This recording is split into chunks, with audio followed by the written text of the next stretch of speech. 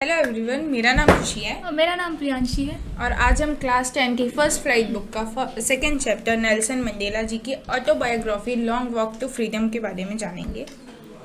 और इस चैप्टर को स्टार्ट करने से पहले हम बिफोर यू रीड में अपार्थाइड का मीनिंग दिया हुआ है। Apartheid is a political system that separate people according to their race. Apartheid मतलब जो पॉलिटिकल सिस्टम और कास्ट कलर के बेस पे लोगों को सेपरेटली बांटा गया है उसके बारे में है।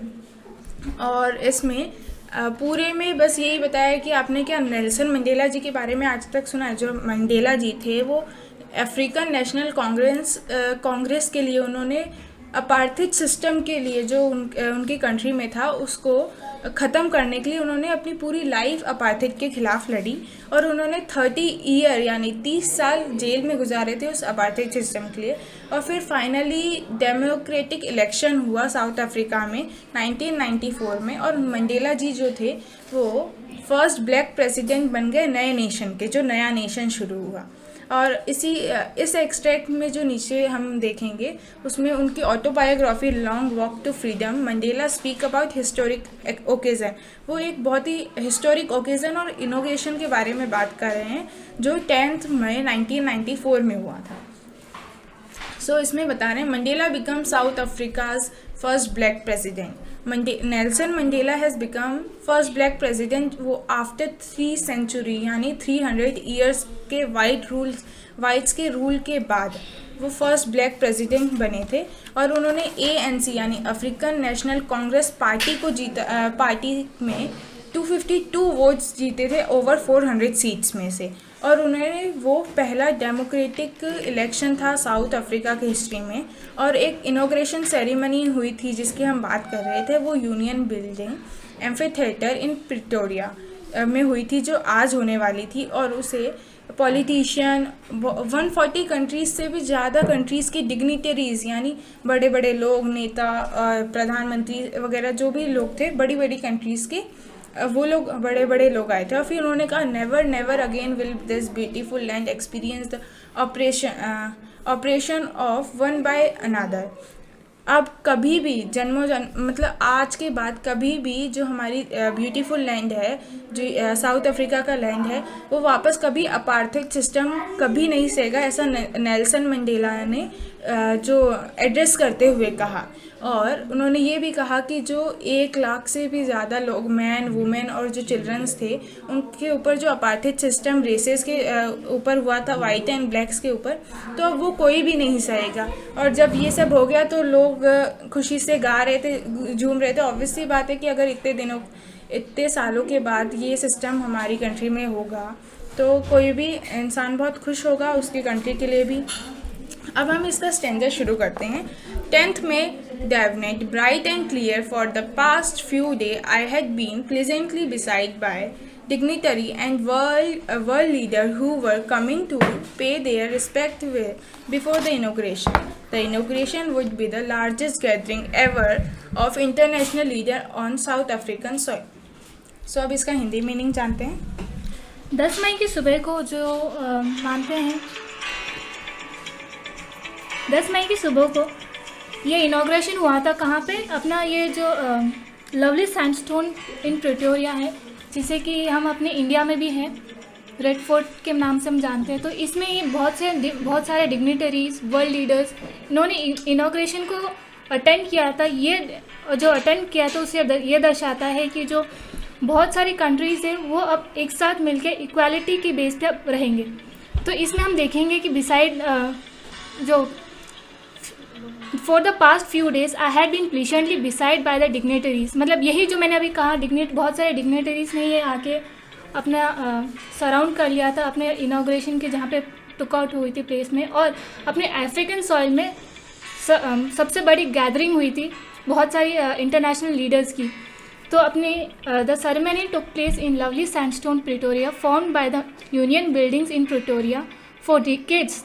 This had been the seats of white supremacy, मतलब कि जो अपनी ये हुई थी, मैंने जैसे कहा कि सेरेमनी हुई थी लवली सैंडस्टोन प्रिटोरिया एम्फीथिएटर, जो कि है यूनियन बिल्डिंग प्रिटोरिया में। बहुत ही सालों से, मतलब डिकेड से, सेंचुरीज से अपनी जो वाइट्स का रूल्स चल रहा था साउथ अफ्रीका के सॉइल पे, वो अब बंद हो चुका है और बहुत and now it was a site of rainbow gathering of different colors and nations for the installation of South Africa's first democratic and वही मतलब कि जैसे रेनबो में बहुत से कलर्स हुए थे, अपने इनाग्रेशन के दिन पे बहुत से कंट्रीज़ आए थे, मतलब बहुत से लोगों के जो डिफरेंट कलर्स के होते हैं, डिफरेंट कंट्रीज़ के होते हैं, वो आए for the installation of non racial government, जो कि होता है कि मतलब इसमें ना तो कोई अपने डिस्क्रिमिनेशन होगा, नॉन रेशियल गवर्नमेंट में ना तो कोई डिस्क्रिमिनेशन होगा, किसी के जात पात को लेकर किसी भी तरीके का ये भेदभाव नहीं होगा। अब इसके आगे का देखते हैं। On that lovely autumn day, I was accompanied by my daughter Zenani on the podium. Mr. D. Clark was first sworn in as second deputy president. Then Thabo Mbeki was sworn in as first deputy president. When it was my turn, I pledged to obey and uphold the constitution and to devote myself to the well-being of republic and its people, to the assembled guest and watching world.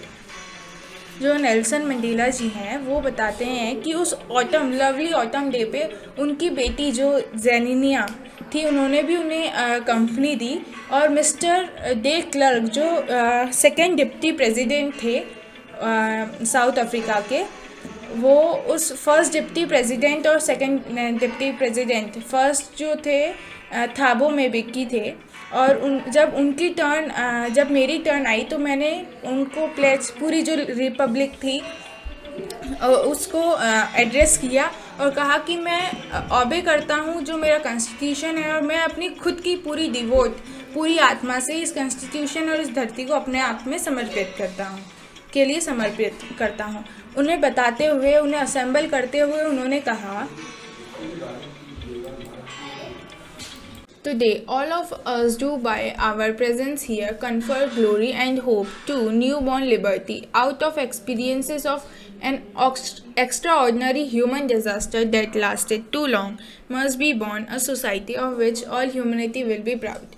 वो कहते हैं कि आज हमारी presence यहाँ पर बहुत ही वैभव और नई उम्मीद ला रही है हमारी जो फ्रीडम मिली है उसके लिए, और हमने बहुत बड़ा ह्यूमन डिज़ास्टर जो था उसे क्रॉस करके ह्यूमैनिटी को गर्व के साथ हमारी धरती पे वापस जमाया है, इस्टेब्लिश किया है। अब एक्स्ट्रा ऑर्डिनरी ह्यूमन डिज़ास्टर वो होता है कि मतलब जो दो कम्युनिटी के बीच में जो भेदभाव होके उसमें बहुत सारी लड़ाई हुई, सालों तक भेदभाव होके, और दोनों के बीच में जो नुकसान हुआ है उससे हम एक्स्ट्रा ऑर्डिनरी ह्यूमन डिज़ास्टर कहेंगे। We who were outlawed not so long ago have today been given the rare privilege to be host to nation of the world on our own soil.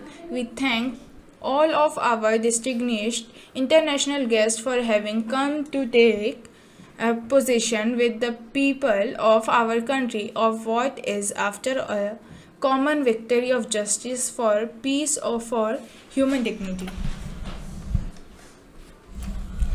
वो कहते हैं कि इतने बड़े आउटलो के बाद जो हमने आज रेयर प्रिविलेज ख़त्म किया है और नेशन को हमारी पूरी नेशन को होस्ट किया इस सॉइल पर, तो हम उन सभी इंटरनेशनल गेस्ट का थैंक यू कहते हैं और उन्हें ये कहना चाहते हैं कि ये सिर्फ इस कंट्री की ही नहीं, ये हमारी कॉमन विक्ट्री है और पूरे वर्ल्ड के लिए कॉमन विक्ट्री है, पीस है और ह्यूमन डिग्निटी को हमने वापस इस्टेब्लिश किया है। We have at last achieved our political impatience यानी फ्रीडम फ्रॉम रिस्ट्रिक्शन, जो बांधी हुई हमारे पास फ्रीडम थी, सिर्फ हम ये कर सकते हैं वो कर सकते हैं, जैसे घर में हमें रिस्ट्रिक्शंस लग जाती हैं कि नहीं तुम बाहर नहीं जाओगे, अंदर नहीं आओगे, वो वाली जो रिस्ट्रिक्शंस थी वो आज ख़त्म हो गई है। We pledge ourselves to liberate all our people from continuous bondage of poverty, deprivation, suffering, gender and other discrimination. deprivation का जो मतलब होता है state of not having one's rightful benefit, मतलब कि वो होता है कि कुछ ऐसे काम जो सिर्फ एक के बेनिफिट के लिए नहीं किया जा सकता, मतलब पूरे कंट्री के लिए बेनिफिट होना चाहिए उसके लिए।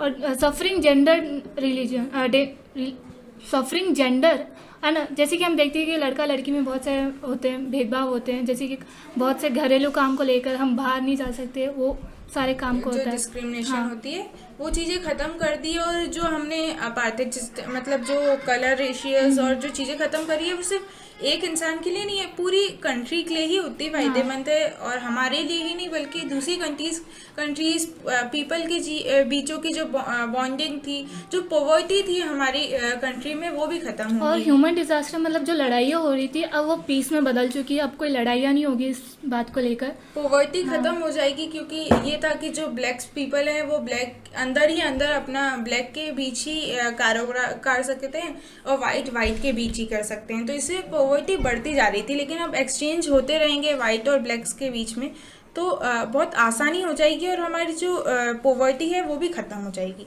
Never and never again shawl it be that this beautiful land will again experience operation of one by another. ये लाइन सेम हमने आगे जो बॉक्स में दी थी, वही सेम चीज़ें कि आज के बाद कभी भी जो भी अत्याचार और हुए हैं वापस इस धरती पे कभी नहीं होंगे। The sun shall never set on so glorious a human achievement. Let freedom reason God bless Africa. इसका मतलब वही जो हमने जो अचीवमेंट किया है, ग्रेट ह्यूमन अचीवमेंट, जो कि हमने जो लड़ाइयाँ ख़त्म हो चुकी है, जो डिस्क्रिमिनेशन थे अपार्थाइड सिस्टम को वो पूरी तरीके से ख़त्म कर दिया है, वो अब वापस कभी नहीं आएगा। इसका मतलब वही है कि जो मतलब ह्यूमन पीस जो हमने अचीव किया है, वो उस सन का जो मतलब सूरज है वो कभी नहीं ढलेगा। यही जो सूरज हमने उगाया है वापस, जो ग्लोरी के साथ जो सूरज हमने उगाया है वो वापस कभी ख़त्म नहीं होगा, और फिर वो गॉड ब्लेस अफ्रीका उनकी स्पीच यहाँ पे ख़त्म कर देते हैं। कॉम्प्रिहेंशन चेक के क्वेश्चन है जो अभी हमने पढ़ा उसी के बारे में, तो इसको हम डिस्कस नहीं करेंगे। अब हम नेक्स्ट स्टैंडर्ड शुरू करते हैं।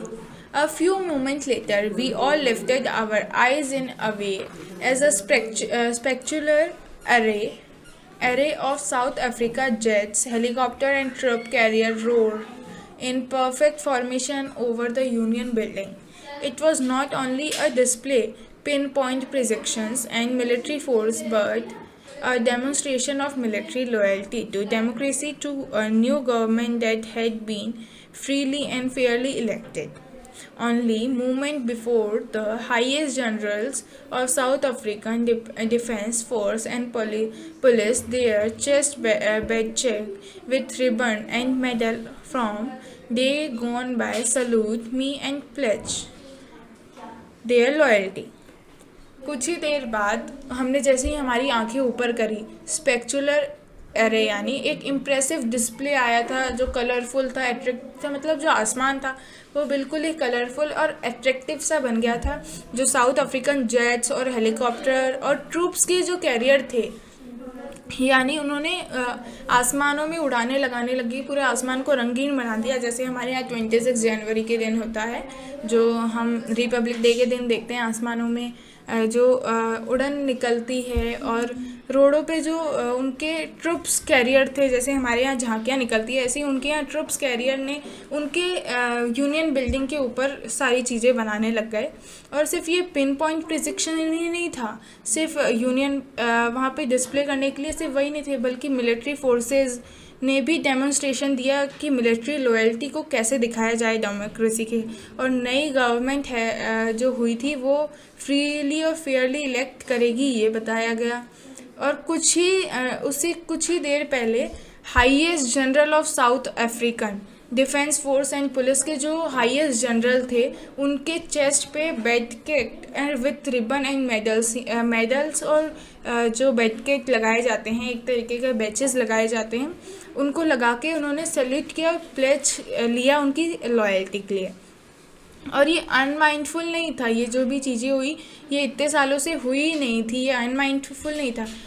दे would not have saluted by arrested me, बल्कि जिन लोगों ने उन्हें अरेस्ट किया था उन्होंने ही उनको उस दिन सल्यूट भी किया। तो वक्त कितनी जल्दी बदलता है, वक्त सबका बदलता है। जैसे कि मतलब जो पुलिस लोग उन्हें अरेस्ट कर रहे थे वही अब उन्हें सल्यूट कर रहे हैं, अपनी लॉयल्टी को क्या वो प्लेज कर रहे हैं, तो समय सबको ही बदलता है।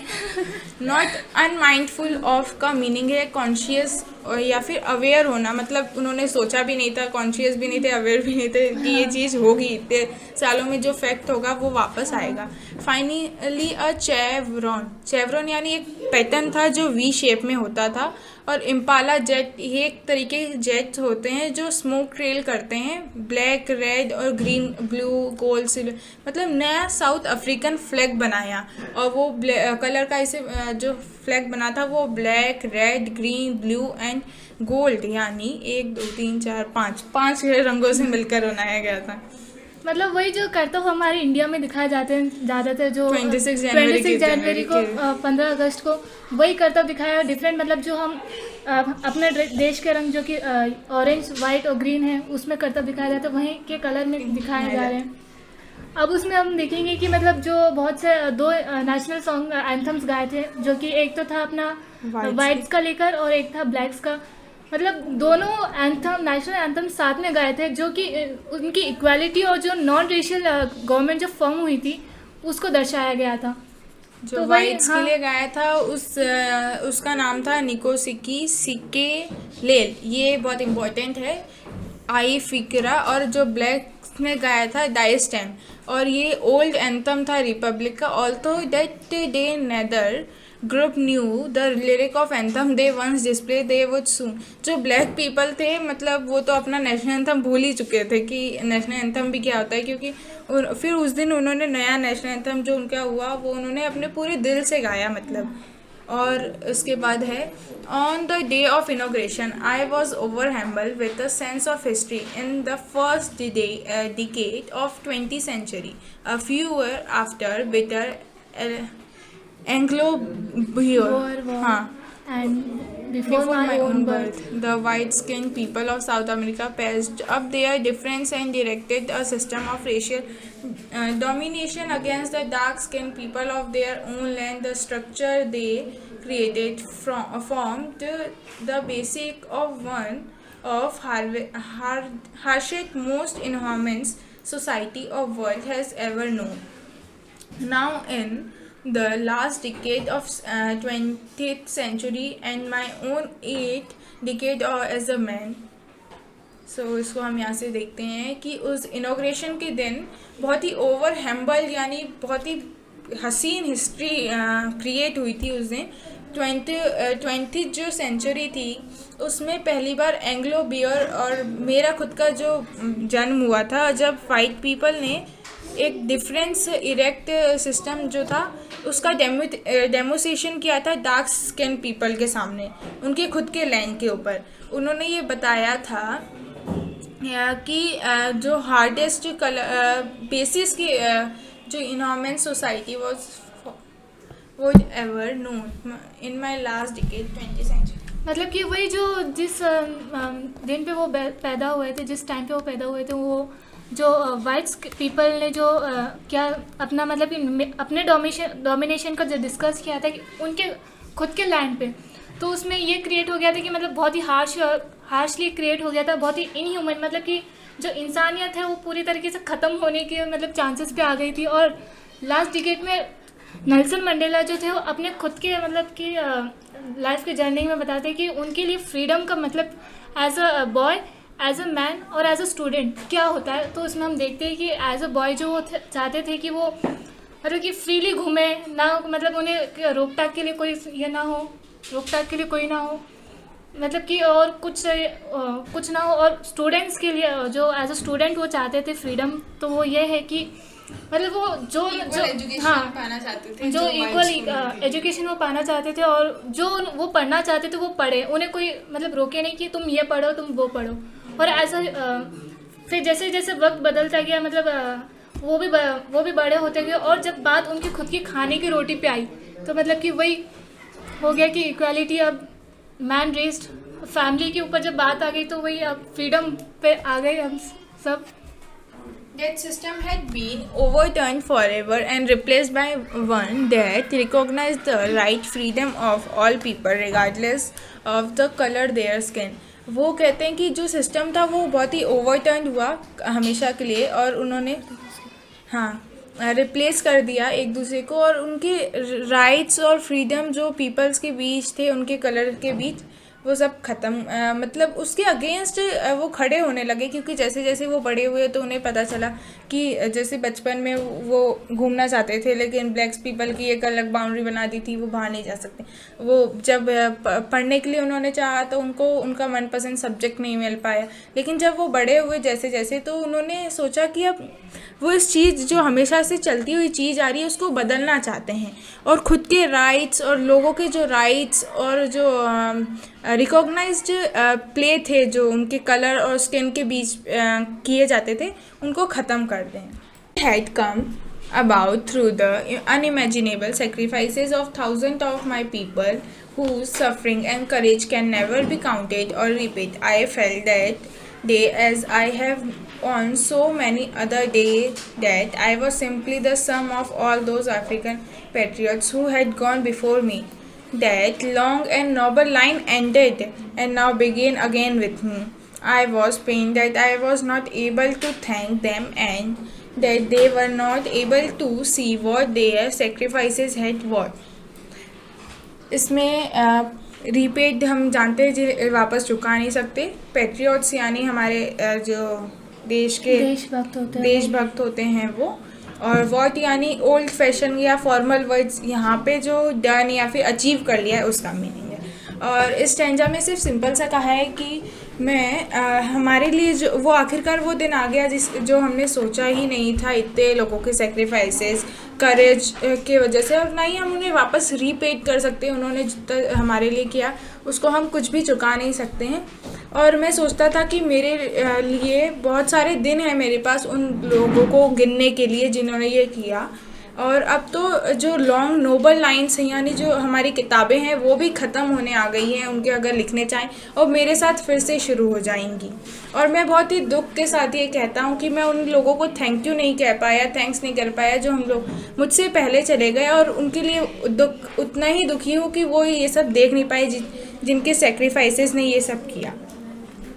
The policies apartheid created a deep and lasting wound in my country and my people. All of us will spend many years, if not generation, recovering from that profound hurt. But the decade of oppression and brutality had another unintended effect. That is produced the Oliver Tambos, the Walter Sissoulus, the Chief Lithius, the Yusuf Dados, the Bram Fischer, the Robert Sobukwe's of our time, men of such an extraordinary courage, wisdom and generosity that they are like many never be known again. अब इसका Hindi meaning देखते हैं। जैसे कि हम सब जानते हैं कि अपार्थाइड सिस्टम जो कि डिस्क्रिमिनेशन होता है, जिसमें कम्युनिटीज़ को अलग अलग बेसिस पे मतलब डिवाइड कर दिया था, उस अपार्थाइड सिस्टम ने बहुत सा गहरा घाव छोड़ दिया है हमारी कंट्री पे, मतलब हमारे देश पे, हमारे देश के लोगों पर। फिर भी बहुत से सालों के बाद और बहुत जनरेशन गुजर जाएंगी, ये मतलब कि ऑपरेशन जो ये ज़ख्म उन्होंने दिया वाइट पीपल ने ब्लैक पीपल को, वो भरने के लिए। पर जो डिकेड्स मतलब कि बहुत सी सेंचुरीज़ के जो ये ऑपरेशंस और ब्रूटैलिटी चल रहे थे, ब्रूटैलिटी का मतलब होता है क्रूएल्टी, मतलब जो अत्याचार किए थे उन्होंने, जो कि पर वो उनके इरादे से नहीं किया था, मतलब जैसे पूर्वजों ने करते रहा तो करते रहे। ये भरने के लिए बहुत से लोगों ने काम किया, क्या पैट्रियट्स ने काम किया इसके लिए, जैसे कि इन्होंने नाम दिया है Oliver Tambos, Walter Sisulus, the chief Luthulis, the Yusuf Dadoos, the Bram Fischers, the Robert Sobukwe. मतलब कि ये जो देशभक्त थे, हम इन्हें man of extraordinary courage and wisdom और जेनरिटी के से हिसाब से कह सकते हैं। करेज का मतलब हम तो जानते हैं कि मतलब जो बहादुरता से, और विजडम क्या होता है? विजडम यानी आज़ादी। हाँ, आज़ादी, और जेनरसिटी मतलब वही काइंडली के हिसाब से उन्होंने हमारे देश को आज़ाद करवाया। Perhaps it required such depth of operation to create such height of character. My country is rich in mineral and gems, that life needs its soil, but I have also known that its greatest wealth is its people, finer and truer than the purest diamond. इसके बाद वो कहते हैं कि जो operation है उसकी require इतनी नहीं थी जितनी डेप्थ में मतलब चाहिए, क्योंकि जो मेरे देश के जो लोग मेरा देश जो है वो भी मिनरल्स और जेम यानी जेवरात और जो मिनरल्स में काफ़ी रिच है, और इसकी सॉइल भी इतनी नीट और इतनी फर्टाइल है कि हमें, लेकिन यहाँ इसकी सबसे ग्रेटेस्ट जो बात है वो है यहाँ के लोग। वो इतने फिनर हैं, इतने साफ दिल के हैं, इतने सच्चे हैं, और यहाँ तक कि एक प्योरेस्ट डायमंड से भी ज़्यादा सच्चे हैं, तो उन्हें इतना टाइम नहीं लगेगा मतलब जो इसे देखने में। It is from these comrades in the struggle that I learned the meaning of courage time and again. I have seen men and women risk and give their lives for an idea. I have seen men stand up to attack and torture without breaking, showing a strength and resilience that defies the imagination. इसके बाद बहुत से comrades मतलब वो होते हैं जो हमारे लिए लड़ते हैं, वो लोग जो मतलब हमारी जो परिस्थितियाँ आती है, जो हमारी परेशानियाँ होती है, वो उसमें मतलब हमारे लिए लड़ते हैं। कॉमरेड्स का मतलब तो ये होता है। और करेज, नेल्सन मंडेला ने करेज का अपना खुद का एक मीनिंग दिया है कि मतलब उनके लिए जो करेज है, हाँ, वो एब्सेंस ऑफ फियर, मतलब कि जो डर है वो छुपा हुआ नहीं होना चाहिए, बल्कि जो उस डर को पार कर दे वही एक एक्चुअली करेजियस पर्सन है। उन्होंने देखा उनकी कंट्री में बहुत से मैन एंड वुमेन ने मतलब कि जो मर्द और महिलाओं ने अपनी जान जोखिम में डाले, और कईयों ने तो अपनी जान तक गंवा दिया इसको करने के लिए। बहुत से मैन ने अपने जान को जोखिम में डाल के बहुत से मतलब कि लड़ाइयाँ लड़ी, और जिसे हम इमेजिन भी नहीं कर सकते वो करेज करा। और जैसे कि मैंने बताया कि नेल्सन मंडेला की करेज का मतलब अलग होता है कि जो एब्सेंस ऑफ फियर नहीं, बल्कि ट्रियम्फ मतलब वही विक्ट्री कहते हैं, जो डर के आगे जीत पा लेता वो वही कहलाते हैं। हाँ, the brave man is not who does not feel afraid. Brave man वो नहीं है जिसे डर नहीं लगता, बल्कि वो है कि जो डर है उसको पार कर ले। No one is born hating another person because of the colour of skin or his background or his religion. People must learn to hate, and if they can learn to hate, they can be taught to love. For love comes more naturally to human heart than its opposite. कोई भी इंसान जन्म से किसी से नफ़रत करने के लिए पैदा नहीं होता है, ना ही वो उसके कलर से, उसके बैकग्राउंड से, उसके रिलीजन से नफ़रत नहीं करता है। वो सीख जाता है उसके आगे, उसके जो कल्चर है, उसके रिलेटिव्स और उसका इन्वायरमेंट देखकर वो। लेकिन हेट करना जितना सीखना है, उससे ही कई आसान लोगों की प्यार उतना ही नेचुरल हो जाता है जैसे ह्यूमन हार्ट। मतलब लोगों के लिए जो नफरत करना बहुत डिफिकल्ट होता है, पर प्यार करना बहुत नेचुरली है, वो नेचुरली आएगा आपके ह्यूमन।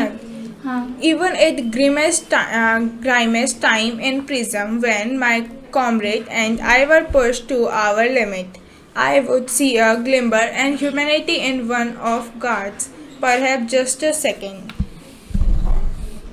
मतलब कि जैसे कि अभी हमने कहा कि कोई भी मतलब हेट करके मतलब नफरत से पैदा नहीं होता, उन्हें सिखाया जाता है क्या they can be taught to love, उन्हें प्यार करना सिखाया जा सकता है। मतलब जो अब डिफ़िकल्ट टाइम्स में भी आपका साथ दे दे, वही मतलब कॉमरेड्स कहलाते हैं। जैसे कि मैंने कहा कि कॉमरेड्स वही होते हैं जो आपके लिए लड़े बिना कोई अपने क्या बोले उसे, सोसाइटी के लिए लड़े। हाँ, सोसाइटी के लिए, बिना भी कोई अपने कंडीशंस ना हो उसके लिए, कोई लालच ना हो उसके मन में, वो उसने अपने लिमिट्स को पुश करते हुए चलता है और अपनी ह्यूमैनिटी को चूज़ करता है ज़्यादातर।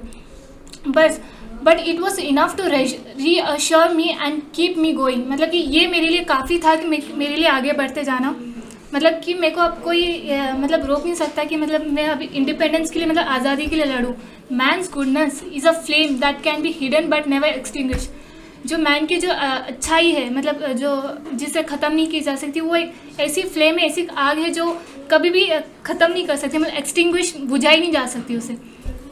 वो जितना बढ़ना चाहे। और पुश टू आवर लिमिट्स का मीनिंग मतलब है कि जो पेन की लास्ट एबिलिटी होती है, लास्ट पॉइंट पे उसकी एबिलिटी होती है, वहीं तक है। ये हमने अभी जो पढ़ा है उसी के बेस पर है। और in life every man has twin obligation to his family, to his parent, to his wife and children. ये वाली जो चीज़ है ये एक बार नोटिस कर लेना, क्योंकि ये एग्ज़ाम में पूछा गया था पिछली बार।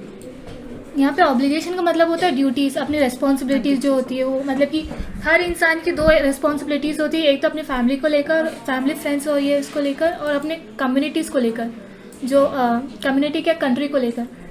जैसे एक मतलब सिपाही, मतलब क्या कह सकते हैं, आर्मी ऑफिसर, हर उसके लिए फैमिली के रिस्पॉन्सिबिलिटीज़ अलग और कंट्रीज़ के लिए अलग होते हैं। हाँ, so in life every man has twin obligation, ये बता दिया। Obligation to his family and his parent, to his wife and children, ये जो चीज़ हमने देख ली। एंड जो उसकी सेकेंड ऑब्लिगेशन होती है वो उसकी कंट्री और उसके पीपल होते हैं। और एक civil and humane society, each man is able to fulfil those obligation. एक नॉर्मल सोसाइटी, सिविल मैन, ये दोनों चीज़ें फुलफिल कर सकता है according to its natural behaviour, यानी इंक्लाइनेशंस का मतलब नेचुरल टेंडेंसी ऑफ बिहेवियर, उसके नेचुरल बिहेवियर और एबिलिटीज़। बट साउथ अफ्रीका जो ऐसी कंट्री थी, ये इम्पॉसिबल था एक मैन के लिए by birth, my birth and colour to fulfil both those obligation. जो उनका जन्म और उनका कलर हुआ था, ये बहुत मुश्किल था उनके लिए, या फिर इम्पॉसिबल ही था। कि वो कि उसमें वो डिस्क्रिमिनेशन, अपार्थाइड सिस्टम चल रहा था उस वक्त, तो ये ऑब्लिगेशन पूरा कर पाना मुश्किल था। In South Africa, man who coloured who attempt to live as human being was punished and isolated. अगर साउथ अफ्रीका में जो कलर्ड पीपल था, मतलब जो ब्लैक कलर पीपल था, उसको अगर ह्यूमन की तरह अगर वो जीना भी चाहे या अटेम्प्ट करने की कोशिश भी करे तो उसे पनिश कर देते हैं, आइसोलेटेड कर देते हैं। आइसोलेटेड मतलब हम जो छोड़ गए, मतलब चीज़ों को, उनसे दूर भागते रहे। हाँ, मतलब उसे उन सब चीज़ों से दूर कर दिया जाता है। मतलब जो हम देखते हैं, मतलब हमारे इंडिया में भी ब्रिटिशर्स बहुत से अत्याचार करते, तो जो लोग हैं उस पर मतलब आवाज़ उठाने के लिए डरते थे कि ताकि उनके परिवार को कोई नुकसान ना पहुंच सके। In South Africa, man who tried to fulfil his duty to his people was inevitability, यानी अनअवॉइडेबल था, ripped from his family and his home force by. ये अभी जो हमने चीज़ करी, अगर साउथ अफ्रीका में अगर जो इंसान है वो ये ड्यूटीज़ पूरी करने चाहे तो उसको उसके घर मतलब से दोनों ड्यूटीज़ वो एक साथ पूरी नहीं कर सकता, क्योंकि अगर कंट्री की तरफ जाएगा तो फैमिली को कहीं ना कहीं मतलब दिक्कत होगी, अगर फैमिली की तरफ जाएगा तो कहीं ना कहीं कंट्री को भी नुकसान होगा। हाँ, मतलब वो कंट्री के लिए अगर करना चाहेगा मतलब अगर पूरी तरीके आज़ादी चाहिए होगी तो आपको या तो फैमिली को या फिर कंट्री को चूज़ करना पड़ेगा। और ऑलमोस्ट टाइम लोग कंट्री फैमिली को चूज़ करते थे, इसीलिए कंट्री के लिए आवाज़ नहीं उठा पाते थे। और कुछ ऐसे लोग थे भी जिन्होंने ये चीज़ें इनके लिए आवाज़ उठाई। ट्विलाइट एक्सटेंशंस, यानी अगर एक सुबह का समय था तो एक शाम का, एक साथ कोई भी चीज़ें हम नहीं कर सकते थे। रिबेलियन, यानी रिबेलियन मतलब जो सोसाइटी के अगेंस्ट जाए, मतलब हाँ। कुछ भी वो होता है कि मतलब वो क्या बोलते हैं, अंधश्रद्धा, कि मतलब कुछ भी हो ऐसा अंधविश्वास हाँ। जो होता है लोगों हाँ। के बीच, अगर हमने ऐसे किया, क्योंकि जैसे हम देखते थे कि अगर ब्रिटिश हमारे इंडिया में थे, अगर लोग उसके खिलाफ आवाज़ उठा देते तो वो एक दो एग्जाम्पल क्रिएट कर देते थे हम लोगों के सामने कि अगर तुमने अब कोई ऐसा इंसान निकला तो उसके साथ भी सेम यही मतलब कि चीज़ अपनी हिस्ट्री पे जाके देखेंगे तो अपना जलियांवाला बाग अभी आप पढ़ेंगे सोशल साइंस में, तो वो एक बहुत बड़ा एग्जाम्पल था ब्रिटिशर्स के लिए लेकर, इसी चीज़ को लेकर था। और I did not in beginning choose place my people above my family. मैंने बिगनिंग में अपने प्लेस को नहीं, अपनी पीपल को पहले चुना अपने फैमिली से। But in attempting to several my people I found that I was prevented from fulfilling my obligation as a son. लेकिन जैसे मैं आगे बढ़ा, मैंने देखा कि मैं अपने जो मेरी ऑब्लिगेशंस थी, एक सन के तौर पे, एक भाई के और एक पिता और एक हस्बैंड के तौर पे, वो मैं फुलफ़िल नहीं कर पा रहा था, प्रिवेंट हो रहा था। I was not born in a hunger to free. मैं जब मेरा जन्म हुआ तो ऐसा नहीं था कि मैं भूखे, मैं हर चीज़ से फ्री था, free in every way that I could know, free to run in field near my mother's hut, free to swim in the clear stream that ran through my village, free to roast meals under the star and ride the boat back of slow moving bulls. मैं जब मैं born हुआ तो मैं बहुत free था, खाने पीने के लिए मुझे इतनी दिक्कत नहीं हुई। मैं जब बॉर्न हुआ तो मैं अपनी मॉम के हट से, यानी उनकी माँ का जो घर था, उनकी झोपड़ी के आसपास वो दौड़ सकते थे, क्लियर स्ट्रीम यानी एक बहुत ही साफ़ सुथरी सी नदी जो उनके गांव से निकलती थी, उसमें वो स्विम कर सकते थे। वो माइल्स यानी मीलों तक दौड़ सकते थे, रोस्ट यानी दौड़ना, घूम सकते थे स्टार्स के नीचे। और जो बोट बैक यानी जो स्लो मूविंग बुल्स यानी जो हमारा कहते हैं जो बुल के पीछे बैलगाड़ी, उसके साथ वो स्लो उसके ऊपर बैठ के घूम सकते थे। As long as I obeyed my father and abided मतलब वो एक्सेप्ट करना, मतलब कि ओबे करना एक तरीके से, कि मतलब क्या कम्युनिटी सोसाइटी को एक्सेप्ट करना, कि मतलब ऐसा नहीं ऐसा करो, सोसाइटी से आपको चलना है। Custom to my tribe I was not troubled by law and of man और गॉड। जैसे मैंने अपने पापा की बात माननी शुरू करी, जब तक मैंने मतलब अपने पापा की या फिर अपनी सोसाइटी की जो बात मानना शुरू की, तब तक मैंने एक अच्छे से रहा। हाँ। कभी कुछ भी वो लॉ ऑफ मैन और गॉड के बीच में नहीं आया। It was only when I began to learn that my boyhood freedom was an illusion, when I discovered as a young man that my freedom had already been taken from me. जब मैं बड़ा हुआ, मैंने अपने खुद की बॉडीहुड यानी खुद के लिए जीना, लड़ना सीखा, तो ये मेरा एक इल्यूजन था जो ख़त्म हो गया। जैसे something that appear to be real but it's not. वो दिख रहा था कि ऐसा हो रहा है पर नहीं हुआ। जैसे मैं बड़ा हुआ, मैं यंग मैन में कन्वर्ट हुआ, मुझे पता चला कि मेरी ये सब मेरा भ्रम था, मतलब कि ये सब फ्री कुछ भी नहीं होता है। मतलब फिर उसने क्या किया, जो हंगर के लिए, मतलब फ्रीडम के लिए उसने लड़ना शुरू किया। At first as a student I wanted freedom only for my self, to transitory freedom for being able to stay out night, read that what I please and go where I choose. As a student मैंने अपनी freedom चाहिए कि मैं अपने हिसाब से पढ़ सकूं। मैं ट्रांसटरी फ्रीडम यानी नॉट परमानेंट नहीं था, मैं अपने घर के बाहर घूम सकूं, पढ़ सकूं, जो मैं चूज़ करना चाहती थी वो कर सकूं। Later as a young man in John Bucks, I learned from basic and honorable freedom of achieving my potential। फिर बाद में जॉन बक्स एक बहुत बड़े राइटर हैं, जैसा हम जानते हैं, बहुत बड़े फ्रीडम फाइटर भी थे वो उनके कंट्री के। तो उनसे उन्होंने बेसिक और ऑनरेबल फ्रीडम सीखी। उन्होंने जो उनकी बुक्स में लिखा था उनके बारे में उन्होंने पढ़ा कि, और फिर उनकी किताबें पढ़ के उन्हें उनका पोटेंशियल मिला कि वो अपनी अर्निंग कैसे रखें। फिर उन्होंने शादी करी और उनकी एक फैमिली हुई। The freedom was not obstruct in lawful life. जो फ्रीडम थी, मतलब वो उसमें ऑब्स्ट्रक्ट, मतलब लॉफुल लाइफ तो हम नहीं जी सकते। मतलब जो भी आज़ादी हो तो हमें कहीं ना कहीं कानून को तोड़ना ही पड़ेगा। मतलब जैसे कि हमने अपनी इंडिया में भी देखा, बहुत से लोगों को अपने कानून तोड़ने पड़े ब्रिटिश लॉ के अगेंस्ट में। But then suddenly I saw that not only was I not free and my brother and sister were not free, it saw that it was not just my freedom that was curtailed यानी reduced, but the freedom of everyone who lived like I did. That is when I joined African National Congress। ये सिर्फ मेरे लिए ही नहीं था, मेरे भाई बहनों के लिए ही नहीं था कि जो फ्रीडम है वो हमें ही नहीं मिली। जब उन्होंने बाहर देखा कि वो जो फ्रीडम है वो सबके पास से रिड्यूस मतलब कि जैसे जैसे वो आगे बढ़ते गए, मतलब लोगों से घुल मिलने लगे, तो उन्हें ये रियलाइज़ हो गया कि मैं एक इकलौता ऐसा नहीं हूँ जिसे फ्रीडम नहीं मिल रही है। यहाँ पे मेरे जैसे बहुत से लोग हैं जो मतलब उनकी फ्रीडम नहीं है। फिर तब से उन्होंने ये अफ्रीकन नेशनल कांग्रेस सेशन को, कांग्रेस को, हाँ, पार्टी को ये ज्वाइन किया उन्होंने। हाँ, and become greater hunger for freedom, मतलब वही उसका आज़ादी की भूख में आ गई। हाँ, उनके अंदर एक वो आ गया था कि नहीं, अब मुझे आज़ादी चाहिए ही चाहिए ऑफ माई पीपल, उनके लोगों के लिए। हाँ। और अब यहाँ से हम पढ़ेंगे, was this desire of the freedom of my people to live their life with dignity and self-respect that animated my life, that transformed the frightened young man into a bold one, that drove a law-abiding attorney to become a criminal, that turned a family-loving husband into a man without a home, that forced a life-loving man to live like a monk। यहाँ पे attorney का मतलब है जो lawless इंसान था, जो law पढ़ रहा था। अटर्नी मतलब लॉयर, जिसे हम कहते हैं कि लॉ की पढ़ाई कर रहा था।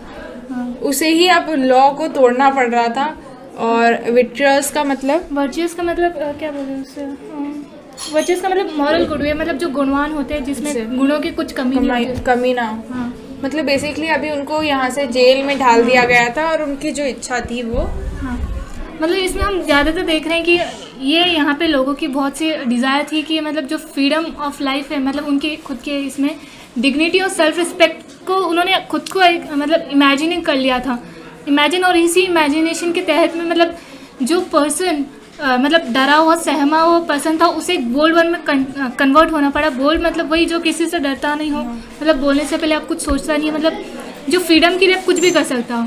और जिसने मतलब एक लॉ अबाइडिंग अटॉर्नी को क्रिमिनल बना दिया, मतलब जैसे कि अभी हमने बोला है कि लॉ अबाइडिंग अटॉर्नी मतलब जो लॉ के पढ़ने वाला, जो लॉ को एक्सेप्ट करने वाला, लॉ को मानने वाला,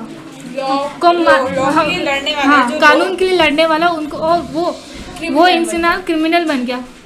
मतलब हाँ, that turned a family loving husband to a man without home that force a life loving person. वही मतलब कि जो इंसान अपनी फैमिली के, अपने परिवार को इतना प्यार करता था, अपनी पत्नी के से एक लविंग मैन था, एक केयरफुल और जिम्मेदार हस्बैंड था, उसको घर छोड़ना पड़ा, उससे फोर्स कर दिया। हाँ, मैन बना दिया मतलब कोई घर ही नहीं। जीवन से प्यार करने वाला जो इंसान था वो एक साधु हो गया। I am no more virtuous or self-sacrificing than the next man, but I found that I could not even enjoy the poor and limited freedoms I was allowed when I knew my people were not free. मतलब वही जो अभी मैं गुणवान, जो self sacrificing man वो नहीं था, मतलब जो इतना गुणवान नहीं था, परफेक्ट इंसान नहीं था और सेल्फ को सेक्रीफाइस करने वाला वो नहीं था, पर उसने देखा कि मतलब वो एक जो गरीबी को भी मतलब एक अच्छी तरीके से जी नहीं पा रहा था, मतलब जो छोटी छोटी आज़ादी है वो जी नहीं पा रहा था। तो मतलब उसने फिर उसने रियलाइज़ किया कि मतलब जो उनके खुद के पीपल है उसके जो फ्री नहीं थे। फ्रीडम इज़ इनडिविजिबल, मतलब जो आज़ादी को हम बांट नहीं सकते। जो the chain on any one of my people were on the chain of, और मतलब जो किसी एक पर्सन पे जो बेड़िया, चेन को हम बेड़िया के नाम से कह सकते हैं, बेड़िया जो, हाँ, जो बेड़ियां उनके लोगों नहीं मतलब वो क्या अत्याचार जो कर रहे हैं उसकी बेड़ियाँ। हाँ, मतलब जो कानून है उधर बना हुआ, मतलब जिसने वो क्या कॉलोनी बना लिया अपना, उसका वो उसने कर दिया। मतलब जो एक पर्सन पे बेड़ियाँ बंधी हुई थी वो सभी पे बंधी हुई थी, मतलब द चेन क्या उन्होंने ये सोच लिया था कि उनके लोगों के ऊपर जो बेड़ियां बंधी हुई है एक इंसान के ऊपर बंधी है और वो सबके ऊपर बंधी है, वही बेड़ियां उनके पास भी, चाहे उनके पास छोटी मोटी फ्रीडम थी वो भी अब नहीं है। The chain on all of my people were the chain on, मतलब जो उनके खुद के लोगों में थी जो बेड़ियाँ बंधी हुई थी वही बेड़ियाँ उनके पैरों में भी बंधी हुई थी। I knew that the oppressor must be liberated just as surely as the oppressed, मतलब कि जो ऑपरेसर मतलब अभी जो अत्याचार करने वाला वाइट पीपल्स थे और जो ऑपरेस्ड हम जैसे कह सकते हैं जो अत्याचार सह रहा है, उन्हें जेल से जो जिनको जेल में बंद कर दिया था उन्हें छोड़ दिया जाना चाहिए। A man who takes away another man's freedom is a prisoner of hatred, मतलब कि जो इंसान दूसरे की आज़ादी छीन ले उसे मतलब कि क्या नफरत का वो क्या कह सकते हैं, नफरत की कैदी कह सकते हैं। He lock behind the bars of prejudice and narrow mindedness, उसे मतलब कि जो डिसलाइक मिल गई थी, प्रेजुडिस का मतलब जो डिसलाइक मिल गई थी जो बिना कोई कारण के, मतलब कोई ऑब्वियस सी बात है, कोई अत्याचार करेगा तो हमें उनसे नफरत ही घृणा ही होगी, ऑब्वियस सी बात है। उनको बस नफरत हो गई थी जो कैद करके रखने वाले, उनके पास कोई रीज़न नहीं था, स्ट्रॉन्ग रीज़न, लेकिन बस उन्हें नफरत हो गई थी उस चीज़ से। और बहुत ही नैरो माइंडनेस, यानी बहुत ही छोटी उनकी सोच बस इतनी सी हो गई थी कि अब मुझे इस बेड़ियों से आज़ाद होना है। हाँ, जो भी बोला, I am not truly free if I am taking away someone's as freedom just as surely as I am not free when my freedom is taken away, मतलब कि जो फ्री हो गए थे वो लोग अब उनसे वो फ्रीडम नहीं ले सकते। वो एक ऐसे इंसान नहीं थे, मतलब कि जो वाइट पीपल्स पे कर रहे थे, वो अगर अत्याचार वाइट पीपल्स पे करेंगे तो वो मतलब उनमें और इनमें क्या फ़र्क रह जाएगा। उन्हें बस ये था कि वो दूसरों की फ्रीडम नहीं छीनना चाहते थे, वो खुद की आज़ादी चाहते थे बस, रॉब्ड ऑफ देयर ह्यूमैनिटी। उन्हें है ना, उन्हें जो इंसानियत जो थी वो छीनना नहीं चाहते थे, वो सबको इक्वली चाहते थे। और बस इसी के साथ ही चैप्टर यहाँ पे ख़त्म होता है। और ये इसके ओरिजिन मतलब ये कुछ क्वेश्चन है इसके, मतलब जैसे ट्विन ऑब्लिगेशंस हो गए, जो उन्होंने ऑब्लिगेशन जो करेज का मतलब बताया मंडेला ने, उन सब पे ध्यान रख लीजिएगा। लख लेना। मेनली जो चीज़ें हमने स्टार्टिंग में पढ़ा था एक बॉक्स में कि उन्होंने 252 सीट्स जीती ओवर 400 में से, ANC कब ज्वाइन करी, उनका बर्थ कब हुआ, उनके ट्विन ऑब्लिगेशन, उनका करेज का मीनिंग, बस ये जो मेन चीज़ें हैं वो हमें, और जो हमने बिफोर यू रीड में हमने जो क्वेश्चन पढ़ा था हमें उसका आंसर इसी में मिल गया था।